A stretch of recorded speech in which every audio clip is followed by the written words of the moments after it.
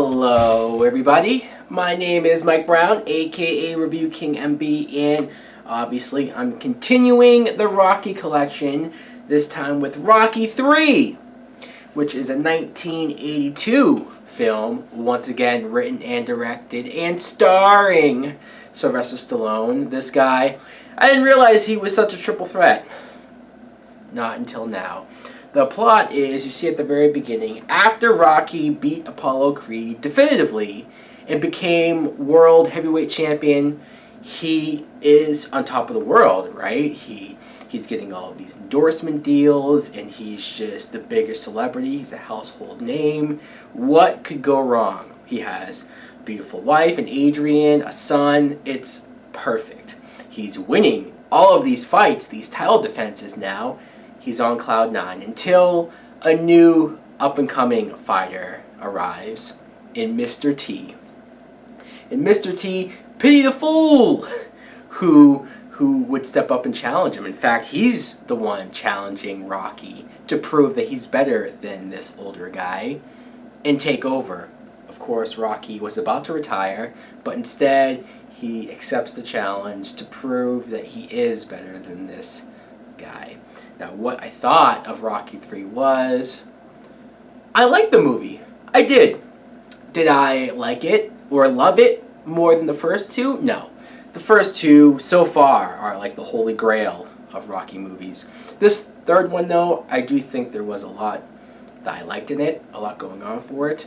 Like, at the beginning, seeing Rocky as a celebrity with fame and fortune was a nice plus, right? After two movies of seeing him struggle hard, it was nice, it was needed to see him finally on top. But it didn't change who he was. He didn't all of a sudden become a douchebag or an asshole. He was still as humble as a guy at that level could be.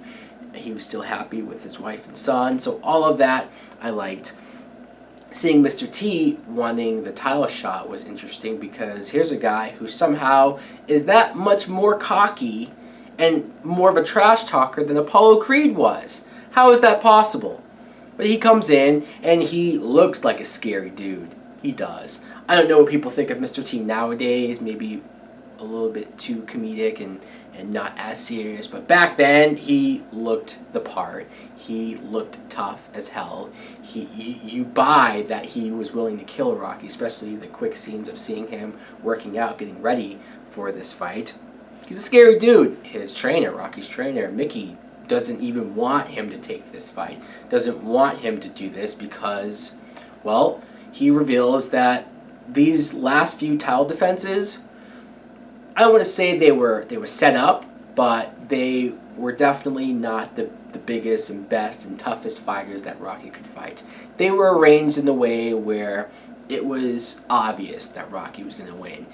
It wasn't real competition at all. And I thought that was interesting because at first when you see the montage of Rocky beating all these guys one by one and just gaining all this momentum, it was cool because it was different, but also I was wondering, after all that talk in the second movie of him going blind and how dangerous it was for him to fight again, this movie, it's like he's fighting all the time.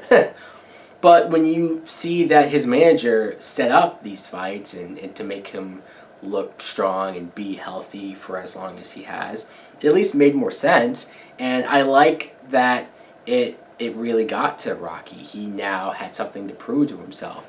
And the first fight he has with Mr. T, like I said, Mr. T was trash talking, he was cocky and arrogant and all the hell. But when I saw how early they were doing the fight, I thought to myself, oh, shit. Rocky's not winning this first fight, is he?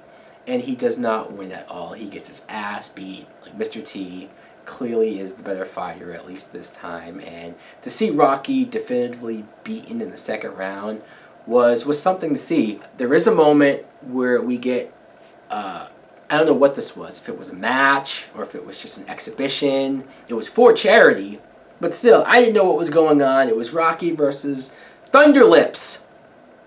Thunderlips, of course, is played by Hulk Hogan, before he really was a name. I mean, Hogan was wrestling at that point, but he wasn't that much of a star. He wasn't that well known.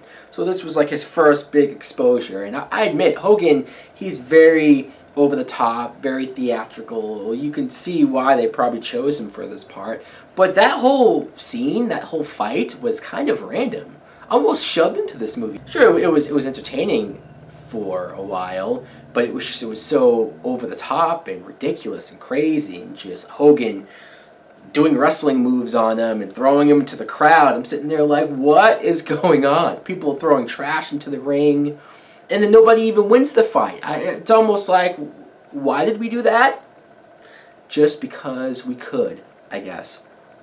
I'm going to talk about some of the other supporting characters. Obviously, Adrian, who is his supporting wife, obviously. We know how good of a person she is. But I love the moments where after Rocky is defeated by Mr. T, he's doubting himself. He's so low. He finally admits out loud that he's afraid to fight this guy again. And the speech that Adrian gives him, where she has to talk him back up and give him his confidence back, I love that. I love that she was his rock, and she was somebody there for him when he needed it the most. You have his son, Rocky Jr.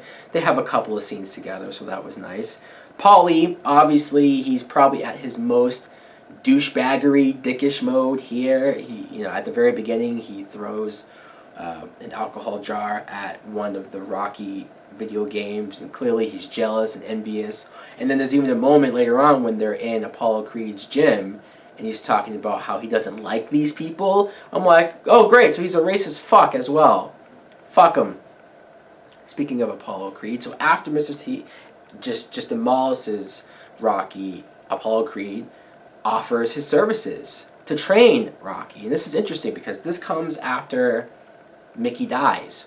Mickey just dies before the first fight, and that too, everything is compounding to why Rocky is as low as he is. So seeing Creed try to train him at first, and it's going horribly wrong, just Rocky's not in the game, to then seeing him come around and be the Rocky that we know and love.